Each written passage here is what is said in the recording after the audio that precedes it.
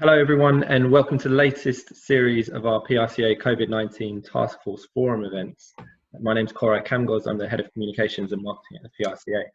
For those of you who haven't had a chance to join us before, these are a series of weekly sessions that we run to help PR and communications professionals get to grips with the issues and challenges that have arisen as a result of the COVID-19 crisis. So this week we're going to take a slightly different approach. We're very pleased to partner with the C-Suite podcast. And this week's session will be hosted by Russell Goldsmith, the founder of Audere Communications. And we're really excited today because Russell has brought together a particularly outstanding panel to discuss future-proofing your business and the hybrid working model. So with that in mind, Russell, I'll hand over to you. Thank you very much. Yeah, so it's going to be a little bit odd, certainly the start, because as we said, we're actually recording this as a podcast for the series. So I'm going to do my standard intro, and I'll introduce my guests as I do that. We'll probably be chatting for about 30 to 40 minutes, I would have thought, and then we'll take some questions at the end. So anyone watching, please do submit questions as we go along using the Q&A function. If I can bring them in during the chat, I will, but otherwise we'll make time at the end. So with that in mind, I'm going to start my intro. As I said, it's a little bit weird. Don't normally do this live in front of an audience, but here we go. Thanks for downloading show 109 of the C-Suite podcast, which is being recorded live online in partnership with the PRCA's Global COVID-19 Communications Taskforce webinar series. And in this session, we will be discussing how PR agency heads can future-proof their business and explore whether more companies should be looking to move to a hybrid model of working. My name is Russell Goldsmith, and to help us explore what a post-COVID world for agencies might look like, if we ever get to that, I'm joined by three fantastic guests from outside the PR profession. Firstly, logged on from Washington, D.C. is Jeremy Hillman, Director of Corporate Communications at the World Bank. So thanks so much, Jeremy, for doing this at what is quite early in the morning for your day. Next is Rebecca Dibb-Simkin, Marketing and Product Director of Octopus Energy. And then finally, we have applied futurist Tom Cheesewright, who, in perfect timing for this show, has a new book out called Futureproof Your Business. And if you stay with us until the end, you'll have a chance to win a copy. Now, before we begin the conversation, I've just got one ground rule for my guests. If anyone at all uses the phrases new normal or unprecedented times, they will be bleeped in the on-demand edit. So with that in mind, Tom, I thought if we come to you first, maybe you could set the scene for us, because you consult with organizations around the world. What conversations have you been having over the last few months with company leaders around this whole area? You know, it's been an evolving conversation. It started very much with a sense of panic. People in larger organizations wanting to know how long it was going to last and what their sort of approaches ought to be. And smaller companies saying, just how am I going to survive this? Sheer panic, particularly from really small business owners. And as time's gone on, people have found strategies to cope. People have done some interesting things. They've shifted to more online business models. We know a lot of people work from home, work remotely. And now the conversation is really about culture. It's one about, okay, how do we take the lessons we've learned from this period in terms of the feasibility of flexible working, in terms of the way we maintain relationships with our customers or service users, and how do we capture those lessons and translate them into something positive that we can take on in a post-COVID environment. And so, there's lots of conversation now about, I think we'll get into around this hybrid working model around, what are the things that have worked, what are the things that haven't, and what changes we still need to make to really make the most of some of the things we've learned over the past 3 months. Yeah. Rebecca, your business reached unicorn status just a few months ago, but obviously you're only founded in 2015, so you've still got that kind of startup vibe, and the organization embraces home working. I was wondering, could you just quickly introduce the company for those who may not know you, but then share your working experiences through lockdown? Yeah, hello. Really great to be here. So I work for Octopus Energy. Octopus Energy we supply gas and electricity to customers throughout England, Scotland and Wales. We've got about 1.5 million customers. So we're like we supply energy just like British Gas would, but we're a little bit smaller. And we were set up 4 years ago. We've had incredible growth since then. So I think I was employee number 34 into the business when we had 50,000 customers, and we now said have 1.5 million and 700 staff across 4 sites in the UK. And we also have operations in Germany and Australia as well. And we recently had some investment from Australian business Origin Energy, which took us to unicorn tech status. So we're an end-tech pioneer. So we're an energy company, but we're a tech-enabled energy company. So we use our own proprietary tech, customer management system, data, billing. So actually, we've always been, from the very beginning, set up to work very flexibly. So all our systems are cloud-based. We've always had remote working teams as well as office teams.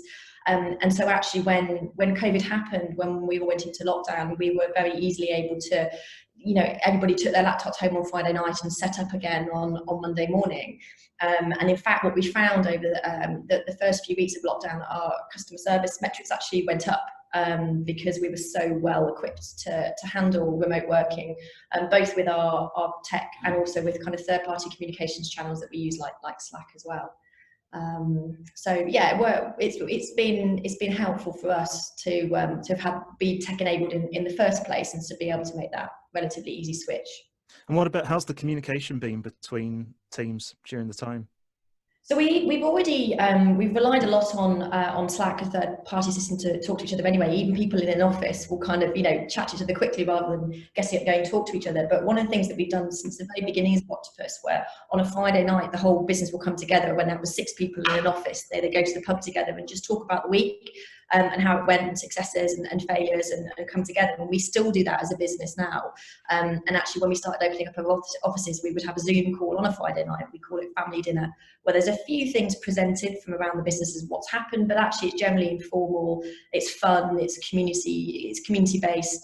And actually that's worked incredibly well since lockdown. So we've had kind of 500 people plus on a Zoom call on a Friday night that people look forward to as a way of coming together and and sharing a bit of work updates and a bit of fun as well.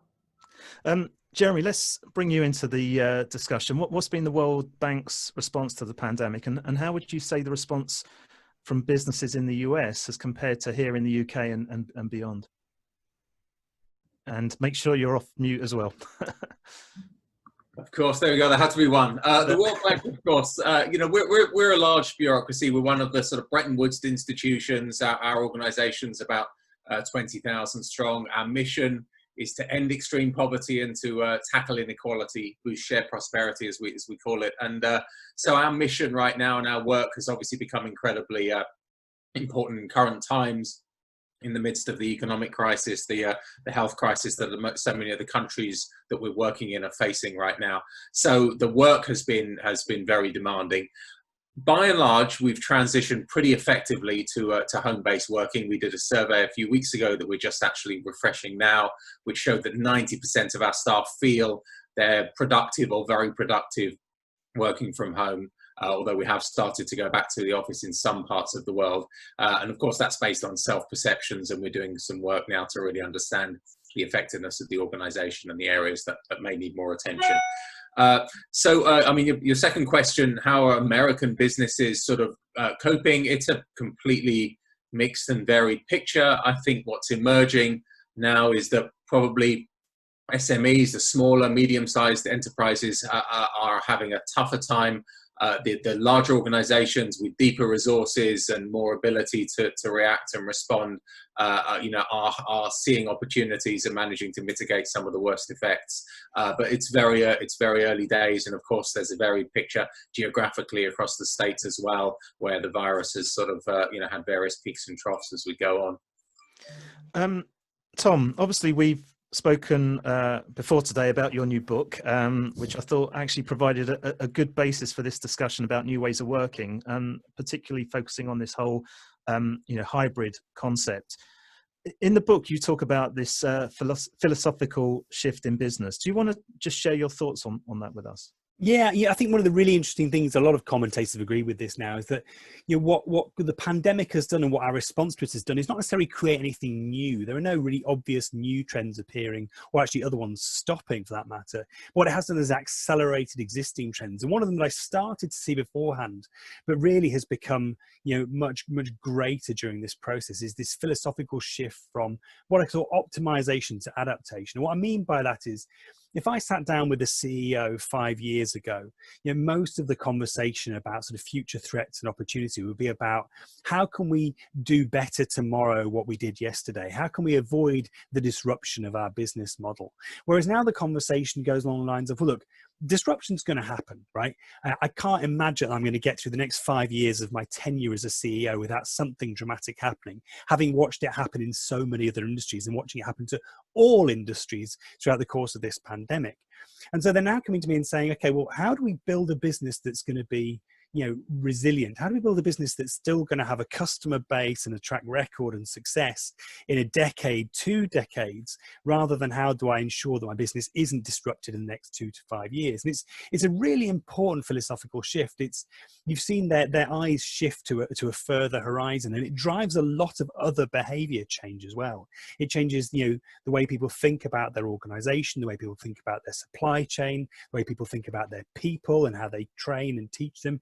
It really drives a lot of behavior change, but it starts with that philosophical shift, and it's really been brought home to a lot of people, I think, just how realistic and how quickly disruption of any industry can come about, that something like COVID-19 can appear on with almost no notice and spread across the world as it has.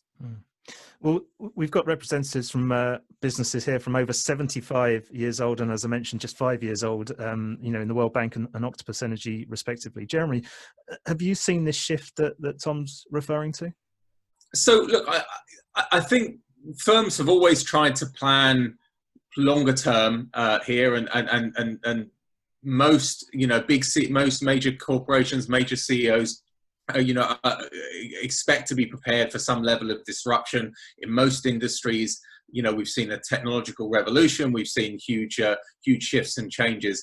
I think this current crisis has exposed a thin veneer there that actually most businesses were not really prepared for what was a completely substantial shock, not just to the external environment, but to the way they actually operated within their organizations as well.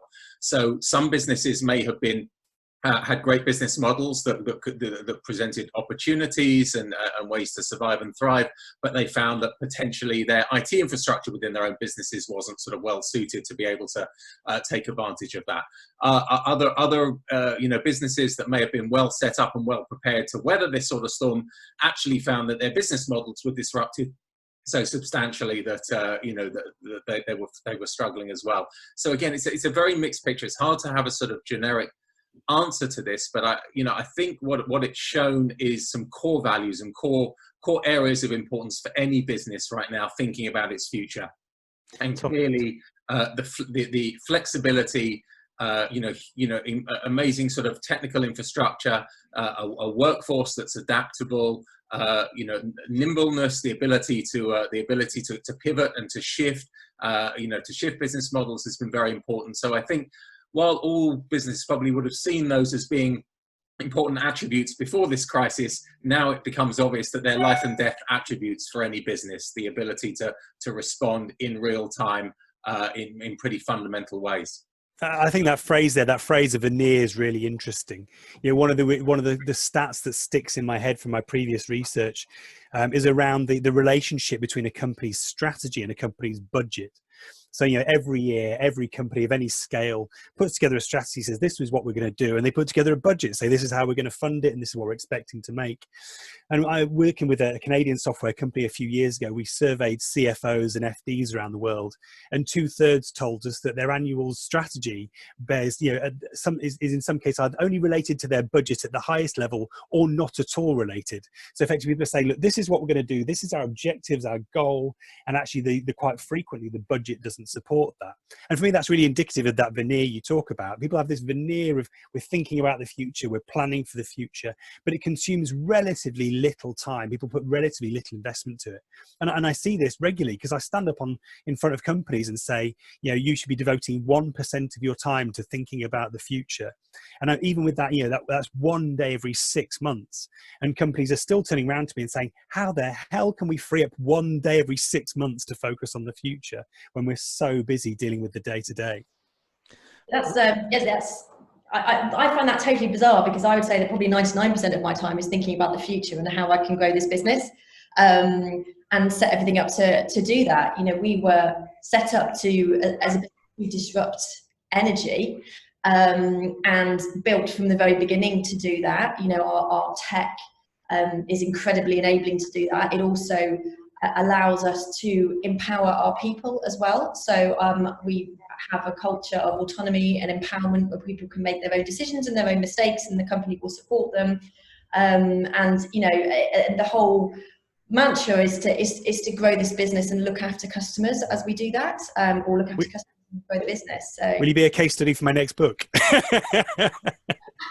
Absolutely. I mean, so it's kind of like, businesses need to, I spent many years before I moved to Octopus, I was another large energy incumbent, a brilliant business, but it was kind of always about trying to maintain what they had, and can we get back to growth, and can we face off against disruption and avoid changes that are happening. And with Octopus, it was like, let's be at the absolute pinnacle of it, the spearhead going into it. And actually it was fascinating during COVID for us to have the opportunity to kind of put our money where our mouth is and show whether actually our technology and the way we try and work with our team would actually work in very difficult and very stressful situations. And it's not just kind of a startup talking who've got fewer customers and they're a bit more flexible and they have, and have a nice get together on a Friday night, and so that makes everyone feel good. But actually, how do you take a very large business with a very large amount of people and actually show that these ways of working actually work in the most difficult situations as well? And I think that's a really important point. How do you sustain that culture once you've got it? Very few companies manage to sustain it for 5 years as you've done. That culture disappears very rapidly once you start to gather any sort of scale. And to maintain it that long is really impressive, but very, very rare. One sort of question I'd love to hear from Rebecca and Tom as well, Russell, is, we've all talked a bit about growth and getting back to growth, but we haven't yet talked about sort of sustainability and the resilience of that growth as well. And I think that's probably one of the more important questions coming out of this crisis. And we're seeing, if you look at areas, certainly, relevant for importers and exporters, of these hugely extended global value chains and the shocks to the global trading system, that has to be a really important consideration. And there is clearly a danger coming out of this crisis that we throw the baby out with the bathwater, and we really don't, we really don't encourage the best attributes of powerful global value chains and get back to some system of healthy trading relationships, and that we try and build that resilience by looking inwards and sort of shrinking back, and that could present a huge cost. Rebecca, do you want to take that? Well, it's interesting because actually, again, we're kind of doing the opposite at the moment. We're looking very much outwards. So, we recently had this investment to take us to unicorn status, and we're using that and expanding internationally and looking at how we could take our model and the Octopus brand around the world. So we have a business in Germany. We have operations in Australia, and we're also looking at a number of active conversations in a number of other markets to launch this business around the world, this year.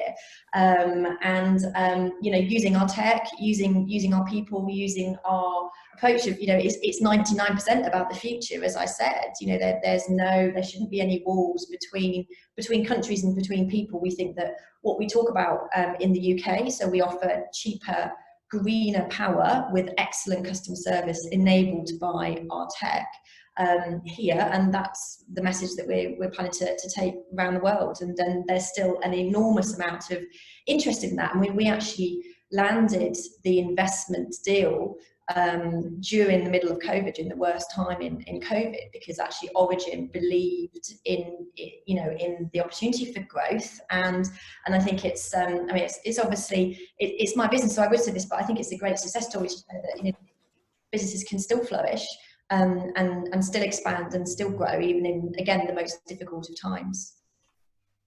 To Jeremy's point about supply chains, one of the things I've seen and the behavior change I've seen, it's not that the business leaders were ever uninterested in issues of sustainability, in issues of ethics, but it feels like that focus has been ramped up, like there is an increased lens on it now because of this new shift in the horizon. If you're interested in if your primary objective is delivery of results in the next 2 to 5 years, the next 12 months, the next quarter, you have a very, very different lens on the world to the one that says, what's my legacy going to be when I've left the business, and is it still around in 20 years?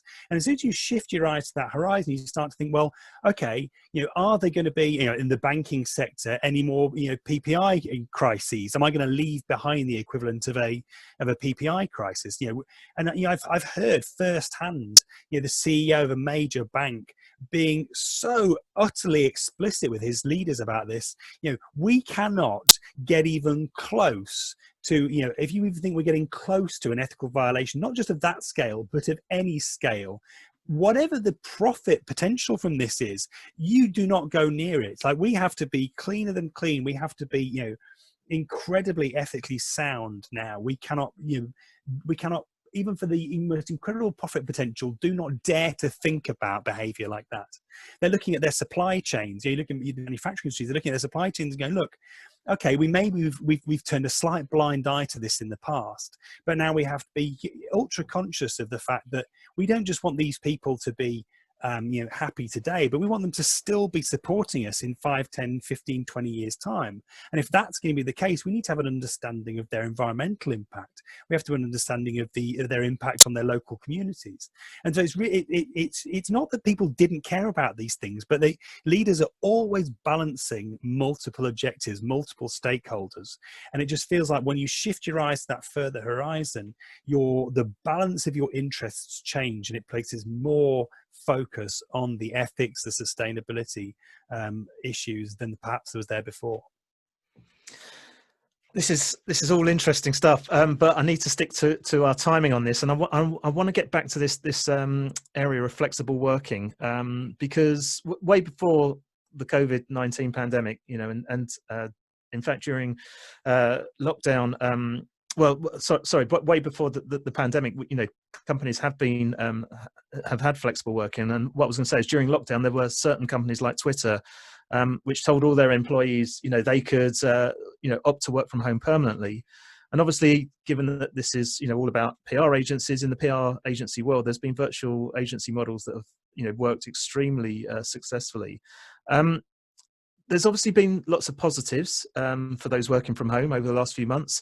So, some people said they'd be more productive. There's no stress of traveling, spending less on lunch is another thing. But then obviously you've got to balance that with that. There's lots of people who've had very different experiences, working from home, depending on, whether or not they've got the space, for example, to keep a kind of separate work and home life balance, and also, we're doing this on Zoom, but there's a lot of people have said they've had Zoom fatigue. They've been stuck in front of their screen with meeting after meeting. So a very long intro to this question, but for those companies who are not used to that way of working, what do you think are the biggest challenges that they're going to face? And Rebecca, I'm going to come to you on first for this one. So I think COVID has inevitably speeded up the move to a more digitally enabled work future. So something we might have seen happen over the next 10 years or so has really happened over a few months, which, in many parts is good. I think more flexibility for people is good. I think people have a lot going on in their lives at work and at home, and I think, people have found benefits from being at home, being with their kids, being able to duck in and out of working at normal times and non-normal times. And actually, the businesses that we work with, it seems to actually have kind of accepted that it doesn't really matter if someone's not around for a few hours in the morning because they're looking after the kids, because they'll log in again in the evening, and actually people can work like that. I think it'll be interesting to see where it settles in terms of that hybrid, because certainly some people do struggle more than others in being completely remotely. We use lots of different channels to communicate. So as I said, our family dinner over Zoom have seen record attendance, and people who wouldn't usually join because they're looking for some companionship. And also other tools, you know, Slack, which we use as a business tool. People talk over WhatsApp quite a lot. So you know, people get kind of at different levels of social interaction, even digitally, and actually a WhatsApp conversation can feel a bit different to an email conversation or a Zoom conversation. But some people do struggle as well, still, with just looking at a screen all the time. So you know, we tried to bring in various different initiatives, kind of buddying up and listening ear systems, where we reach out to people, or people know there's someone they could go to who has some training in counselling people who can help. So yeah, I would hope that you know, most businesses will find a more hybrid way of working, and some will be more towards one side of the spectrum than other, based on how they're enabled with the tech and what their company culture is. But it's certainly been a fast forward. Jeremy, what's your thoughts? You're on Zoom, you're on mute again, sir. It's yeah, I'll get it by the end. It's a big question. I guess the first question for any business is your business able to operate, you know, partially or substantially, you know, by remote? Obviously, there's a lot of areas, a lot of businesses, food production and others, that it's just not an option. And obviously, we all have the luxury of being in sort of fairly service-dominated economies where a lot of businesses do, you know, are able to sort of port online.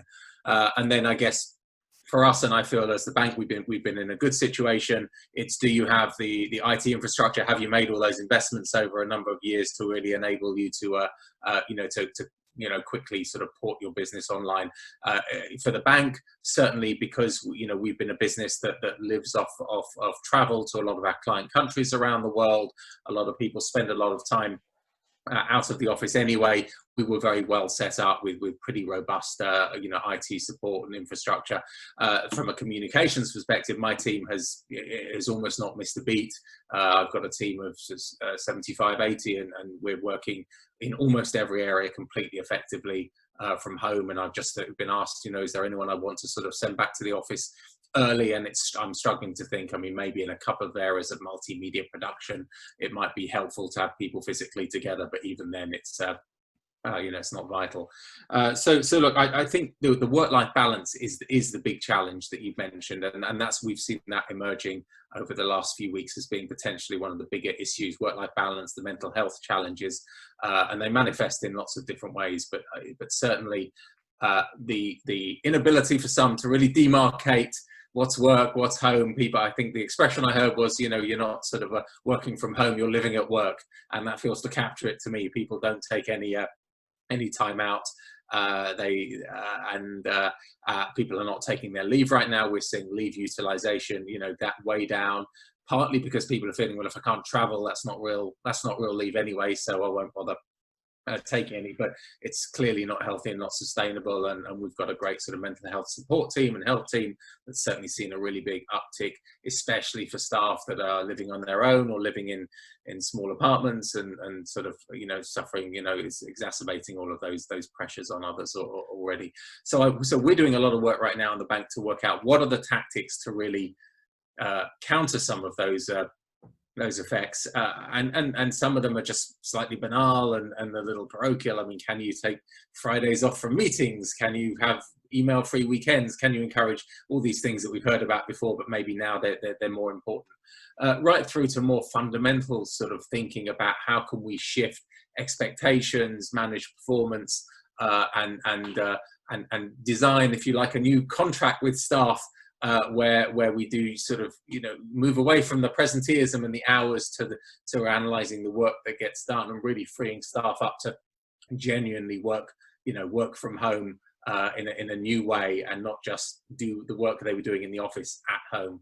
It's a complex sort of challenge, but I think if we're in this situation for a substantial amount of time, we've really got to answer some of these questions. It's interesting you saying about the not taking your holiday time. I was due to be in Canada for the last couple of weeks. Thankfully, it got cancelled and we got all our money back, which was quite incredible. But I was speaking to someone and they said, "Oh, well, I guess you're going to take a couple of weeks off anyway." And I was like, oh, I just hadn't thought about it. And guess what? I've just carried on working for the last 2 weeks, so I haven't had that holiday anyway. Tom, what's your thoughts on this? Yeah, I think there are particular challenges around young members of staff. That's my biggest concern at the moment. I think there's a broader spread of issues around culture, things like having that cultural autonomy that Rebecca talked about at the start. It's hugely important. If you've got that and you're set up to give people autonomy and responsibility, it's much easier to let people go and work remotely. Whereas if you're used to sitting over people and managing them task by task, then doing that remotely is much harder. Certainly leaves managers panicking that are people working, or are they sat on the sofa on their backsides watching another Netflix box set. And so I think there's more than just having the technological preparedness, but nothing overcomes that challenge of young people in the workplace, young people who are at the start of their career, who are there to learn, who maybe don't have a great home environment to work. I think back, I started an agency environment. I actually started in a PR agency.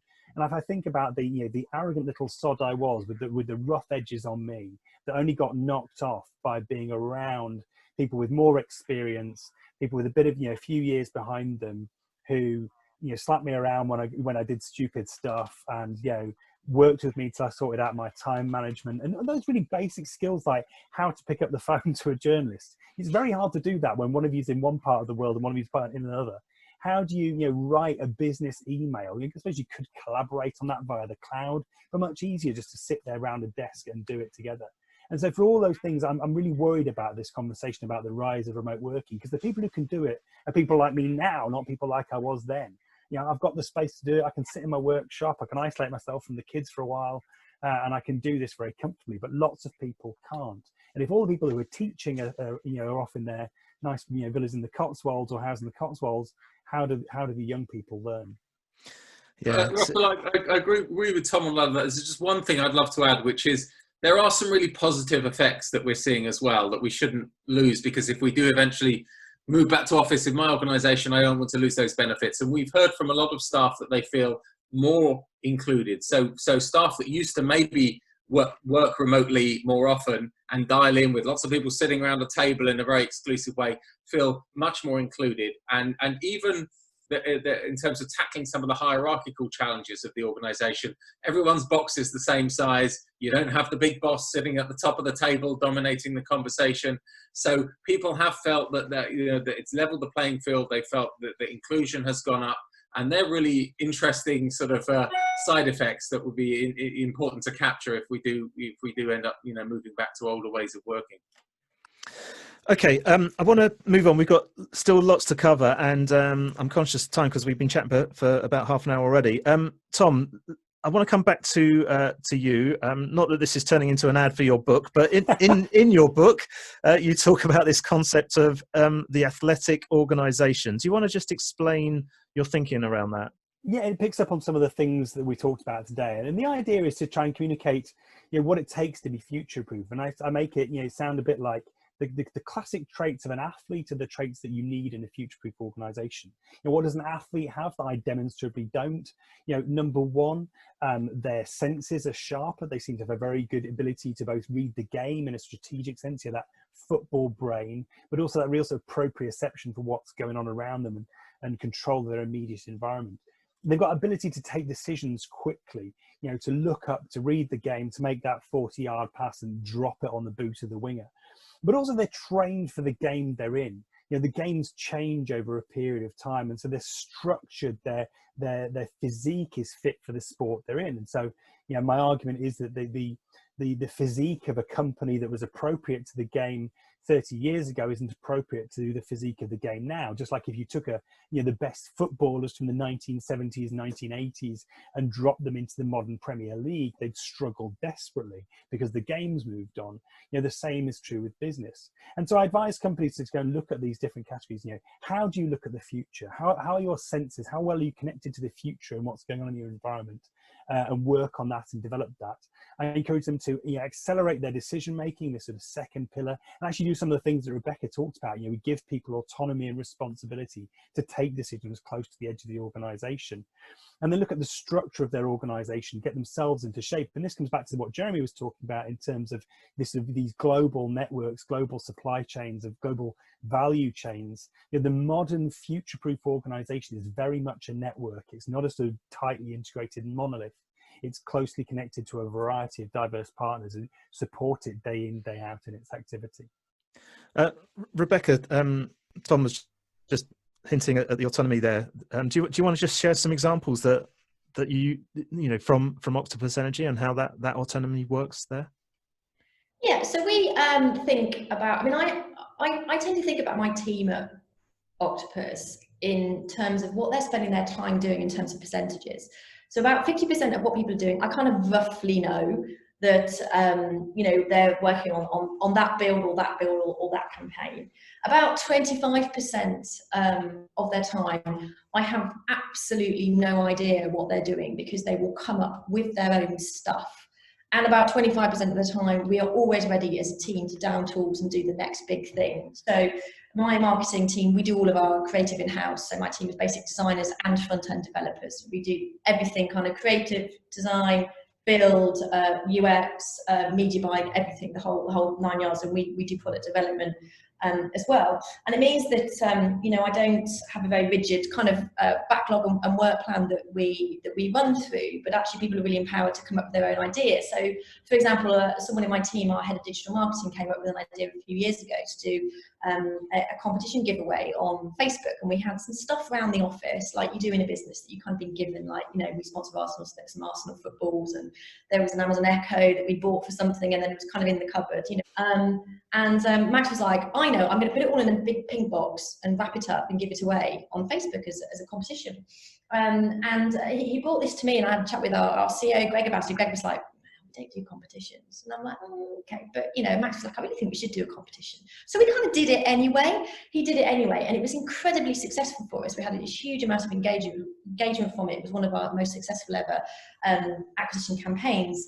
And then the next year, Max came to us again, our head digital again, and said, well, I've got another idea. I think we should give away a Tesla. And we were like, really? He was like, yeah, it'll be amazing, absolutely amazing. So we were again, made us feel almost quite uncomfortable, even though, you know, I like to think of myself as pretty kind of flexible in what I let my team to do. But again, kind of Max almost pushed it through. You know, there were some guidelines there that we kept an eye on it, but actually it was his idea. He built it pretty much entirely himself, and we launched it. And again, incredibly successful, because he knew that he was empowered to think really hard about what would actually grow this business, and took that upon himself to come up with amazing ideas. Tom, we had a question in actually via Twitter, but it's actually from Rod Cartwright, who's part of the PRCA's Global Taskforce sort of volunteer team, and it was carrying on this analogy of the athletic organisation. It was quite interesting because he said, how can the athletic organisation prepare for the 100 metres, the 10,000 and the marathon at the same time? Yeah, I think there's a fundamental shift in culture which helps you prepare for all three. But yeah, we already have a lot of processes in place for the 100. The 100 is like the next big thing. What we're working on next. And most organisations, even if they don't do it very well, as I explained with that, and that story about the disconnect between our annual strategy and our annual budget, but they have the process in place. There's a lot you can do to refine those processes. You know, there's some really practical things like get your finance team out of looking at last year and get them looking at next year with in a bit more depth. Take some of the load off them in terms of the processes of, you know, manually churning through last year's results, and get them focused on next year and doing some scenario planning perhaps. The 10,000, you know, that's the really interesting window for me. It's, you know, what's the sort of the next 2 to 5 years? What does that look like? And that's really where this, you know, carving out 1% of your time to look in a structured fashion at what's next adds a huge amount of value. And that for me is the biggest weak point in a lot of organizations, certainly big organizations, planning approach is that, you know, what could appear on the near horizon that's utterly disruptive for our industry, and how do we turn it from a threat into an opportunity? And it's that structured process, diverse views and opinions, done on an iterative basis every 6 months at a minimum. And then that sort of thing, that, you know, that the marathon style is maybe your third horizon, you know, beyond the next sort of 7 years. And that's maybe something you don't have to think about quite so often. It gets you into the realm of sort of ambitions and, you know, dreams and almost science fiction sometimes. But, you know, certainly every 4 or 5 years, it's worth doing that exercise that maybe takes more than half a day. Maybe it takes, you know, a week, 2 weeks, and a lot of engagement to reset those objectives, those missions, those goals as to where you want to be on that longer term. But fundamentally, if it was me, I'd be focusing on that 10,000 meters one, because I think that's where most people get tripped up. Jeremy and Rebecca, given this is being produced with PR agencies in mind, and obviously you guys, as the kind of brand owners, you potentially work with agencies. Does it bother you with what working model your agency has? Jeremy, let's come to you, and make sure you're off mute. Thanks for the reminder. So we do work with some agencies. I mean, we're mostly in-house. We have a large sort of communications team. But look, I think agencies, by and large, they've always worked in this model. They're able to be flexible. They bring together teams. They're often geographically dispersed teams to work strongly in different areas. They're always flexible. They're always good agencies are always very responsive to their clients and understand sort of changing needs and demands, even mid-flight. So I think we've got a lot to learn from some of the best agencies in terms of the way that they have traditionally approached their work, brought real creativity to their work as well. So I think in many ways what we are trying to do within my sort of large in-house communications team is to model ourselves on some of those agency behaviors. Think about internally across a big organization, how we're really serving our clients powerfully and well, how we're being flexible, how we're bringing that creativity and using every ounce of technology that we've got to really sort of deliver our work. So I think the agency model is one to look at. Rebecca? So yeah, I agree. I think that agencies are already quite in this way of working because they're a team not in your office who you work with. As I said, we do all of our creative in-house. The only agency resource I use is a PR agency because I think they're essential to have that little black book and to have those slightly different skill sets. But I think that when we think of our agency as part of our team, and so I wouldn't cast any distinction in the way we work with them as work with them separately.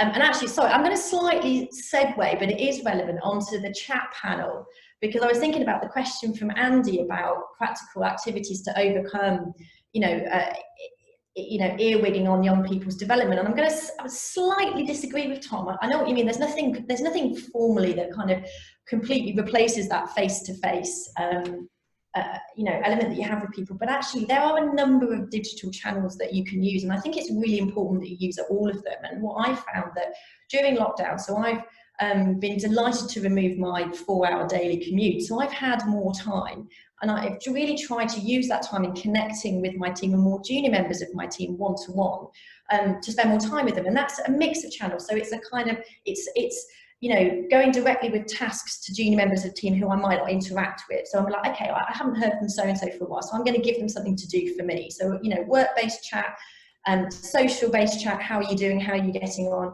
Use WhatsApp, phone them, use Zoom calls. There's still lots of different mediums by which you can link with people. And again, we've used that with agencies. Our agencies are very good that you kind of we have WhatsApp as a really quick turnaround, for urgent stuff. We have email for slower, more strategic things. You pick up the phone, it is absolutely, I need to speak to you right now. So actually some of the ways we've engaged with our good agencies over the years have actually enabled me to really understand how I can keep talking to people in a different way and actually get that kind of social side as well, and keep that coaching going. And I found that does work really well, as much as you can. And then you can also pick up where people are struggling as well. So there was a young lady in my team who I've got much closer to over this period. She was really struggling working at home, so actually in the end we arranged to have a meetup. And as our office started opening, she came into the office a little bit earlier than some others, so she could have that human interaction. So I think always, think really hard about what tools there are available to you to connect with people. It's just us kind of ancient fogies who are used to sitting with each other in a meeting room in a coffee cup. Actually, young people are very used to interacting digitally with their friends, and so I think we need to tap into that rather than expecting the world to come up with a new solution. Well, I'm going to nip in here. Oh, sorry, go on, Jeremy, very quickly, because I've got a question from the audience here. But go on, you go. I think those are great ideas, from Rebecca, and definitely really good behaviours. There is some sort of early research that I've sort of seen here which shows that teams have been quite effective at porting to online work where they've already had quite strong bonds and they've already had that sort of human interaction. But there's a real challenge in terms of onboarding and bringing new talent in, or reforming teams and restructuring teams, and then it becomes sort of very challenging. And also, the ability to, for certainly for new people, but even existing people moving within an organization to have recognition, to be seen, to for their skills and values, to be seen across the organization. Some other tactics we've been starting to use is to get some different staff to chair different meetings, for instance, not always be chaired by the manager or the boss, but try and rotate that, just to try and build the visibility of people that might otherwise not have that visibility across the organization. But I think as time goes on, this could be one of these things that becomes much more of a challenge, and a team that knows each other and has already worked well together face to face, great, they can spend a few months, sort of talking online like we are now. But if they don't know each other and they haven't got any reference point, and so many of those online conversations become very transactional, what you miss out is the socializing conversations. How's your kids? What did you do at the weekend? Did you see that last night? If you're missing out all that and relationships become built on business transactions only, then over time those bonds and the tightness of those teams start to weaken as well, and that's another big challenge. I just want to bring in a question, because we are massively overrunning, but I did promise we would include some questions from the audience. I've got one here, so it's building on this current conversation, as they said. This is from Billy McKenna. Does the current economic / health environment make you think you'll use agencies more or less, i.e. more or less outsourcing? Rebecca, do you want to take that? I will always use a PR agency, because I think it's always something that we've got a very good, strong in-house PR people as well, but actually I'd always use someone. I think their breadth of contacts and knowledge in different areas would mean to be the one that would be very unassailable in my book, and also their communications experts. If a PR agency is worth its salt, it's already good at communicating through a number of channels, and so this shouldn't impact them at all. And I think if a client feels that actually they've seen some drop in service during COVID, I think one has to understand that people will individually have challenges and be respectful of those, but as an agency as a whole should be able to adapt to this, I would hope, fairly strongly. Okay, I'm conscious of time. I've got one more question for you all, but before we do that, as I promised at the start, it's competition time. We've mentioned Tom's book a couple of times during this chat. He's very kindly given us a copy to give away. It's Futureproof Your Business. So one lucky viewer or listener, obviously. To be in with a chance of winning, you'll need to ensure you are following the C-Suite podcast on any of our social media channels. Go to csuitepodcast.com, click on the competition prize draw link at the top of the page, where you will need to answer this question that Tom is going to set. Over to you, Tom. So, how many traits did I say there were of an athletic organization? That's how many traits did I say there were of an athletic organization? There you go. Very simple. So remember, follow us on social, enter via the website, terms and conditions apply, etc., all linked from the competition page. Right, finishing off, what does the future hold? So our partners at the PRCA, our partners for this episode, so just a few weeks ago in June, they released the findings of a survey of agency and in-house leaders. I actually read about this on PR Week, and it found that the majority of respondents favoured a return to office life, but that 42% were either reluctant or had mixed feelings about it. And so in that article that I was reading, there were a couple of comments, and I just want to read through these, and then I'm going to come to you guys for your response. One agency head said they expect everyone to be back by September.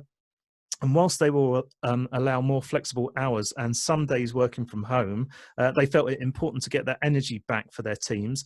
Then on the flip side, others reported that younger members of the team had moved back to their parents' homes outside of the cities, and so in some cases given up the leases on rented flats, and so are slow or reluctant to resume city-based working routines, and others even had a fear of using public transport. So what do you guys honestly think we'll see moving forward? Rebecca, you've just moved into your lovely shiny new offices in central London. You gave me a virtual tour on your laptop the other day. Are you expecting people to make full use of that great space? Yeah, so we're in the process of moving between old and new offices in London at the moment, and we've already seen some people, really keen to come back. Actually, it's quite funny while I'm sitting here in the meeting with the glass door, and people keep walking past, going like this at me, and I'm like, kind of thing. I think I should put a post-it note on the door. People do like that human interaction, and I think with safety procedures in place, then people are comfortable at coming back. But I think there'll always continue to be flexibility where people will work from home as well, and I kind of see that kind of hybrid model, perhaps over-indexing towards the digital, maintaining permanently. Jeremy, what's your thoughts? I think with an organisation like the bank, we probably will, by and large, move back to office-based working. There's a lot built around the building and the physical, manifestation of the bank, and where we are in Washington DC and in every country in the world, and that physical presence is probably seen as being important. And we're quite a conservative organisation. I think what it will do medium term is certainly drive forward more flexible home working, more regular home-based working. Hopefully managers will reflect that this has been quite a productive time, and they will take a different attitude, and hopefully we'll manage to maintain some of the stronger inclusion that we've seen, and be creative in some of the things we have learned over the last few months. Great. Tom, last word with yourself on this? Yeah, definitely the trend towards remote working is going to accelerate, but the short term, I think we're going to see quite a rapid snap back to old ways of working, while companies that don't have Octopus's culture work out those challenges. How do we do this well? How do we manage people remotely? How do we onboard people and maintain that sort of pastoral care role over our employees? All of those things need working out before we can make that wholesale shift to more remote work. Tremendous. Okay, we've done quite well on timing, actually, because we've got about 5 minutes left, and I don't know if we're going to give a chance for any other questions to come through. While we're doing that, in fact, no, I think we've had all the questions come through, actually, that we can answer. I'm just conscious of time. Corey, do you want me to wrap this up? Yeah, feel free. Yeah, okay. So for the benefit of my on-demand version of this podcast, I just want to thank my guests. So once again, Jeremy Hillman, Rebecca Dibb-Simkin, and Tom Cheesewright. Thanks also, obviously, to the team at the PRCA for inviting me to host this session. If you want more information on their COVID-19 task force, all the details are linked from their website at prca.org.uk. In the meantime, we hope you've got a lot out of this episode. We'd love to hear any comments you may have on this whole topic area of hybrid working. You can do that by contributing to the discussion, and all the links to all our social channels are on the top of our website at csuitepodcast.com. So please do contribute via the Facebook page, Twitter feed, or LinkedIn and Instagram pages. Also, on the website, you'll find all the previous shows and supporting show notes, plus links to where you can subscribe for automatic downloads of each episode via your favorite podcast app. And if you've enjoyed what you've heard, please do give us a positive rating and review. Finally, if you want to get in touch with the show, you can do that via the contact form on the website as well. You can connect with me on Twitter using @RossGoldsmith, or you can find me on LinkedIn. But for now, thanks for listening and indeed watching this episode, and goodbye. Thank you. We are done on the podcast. Over to the PRCA. Thanks very much for that, Russell, and a huge thanks to Rebecca, Tom, and Jeremy for that really interesting discussion. Really appreciate all of you taking your time out today. To everyone else who's joining, please do keep an eye on your emails for details of the next session.